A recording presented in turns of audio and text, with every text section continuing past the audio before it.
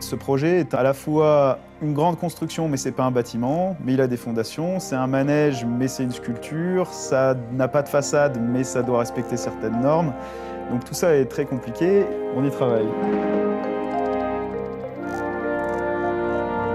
Notre exercice, c'est vraiment de partir du dessin de François Delarosière, aller vers une modélisation numérique et intégrer petit à petit l'ensemble des contraintes techniques complexes et nombreuses qui s'appliquent à un projet aussi unique que l'Arboréon.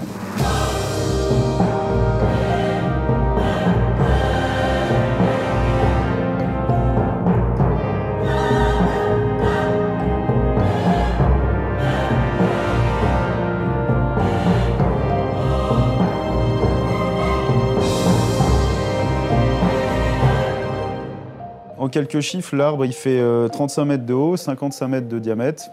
On est sur une belle structure qui fait environ 1500 tonnes d'acier. C'est des jardins suspendus, ça veut dire qu'il accueille toute une nature dans ses branches. Et un bestiaire associé, donc on y trouvera toute une forme de vie à la fois végétale et animale mécanique à une vingtaine de mètres de hauteur.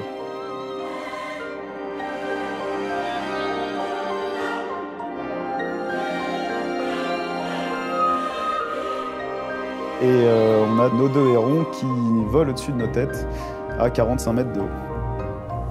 Ils ont 16,50 mètres d'envergure, ailes déployées.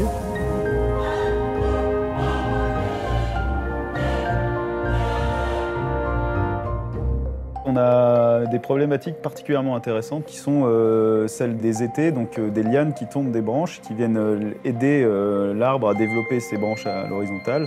Si on fait un arbre qui est porté par des poteaux, on ne fait plus un arbre, on fait un arbre porté par des poteaux. Du coup, on vient chercher à calquer la nature, on éclate ça en plusieurs brins. Et finalement, d'ailleurs, on s'est rendu compte en creusant que ça avait des intérêts structurels, puisque ça venait stabiliser le poteau sur la hauteur. Mais du coup, c'est plus compliqué, on vient cintrer des tubes, on vient chercher des formes organiques qui sont tous différents, et donc c'est un énorme casse-tête structurel au global. Nous, notre cocktail de problèmes techniques, il est tout à fait unique, et donc on a vraiment dû mettre en place une équipe unique pour faire ça, qui est spécifique à toutes les questions qu'on a creusées nous.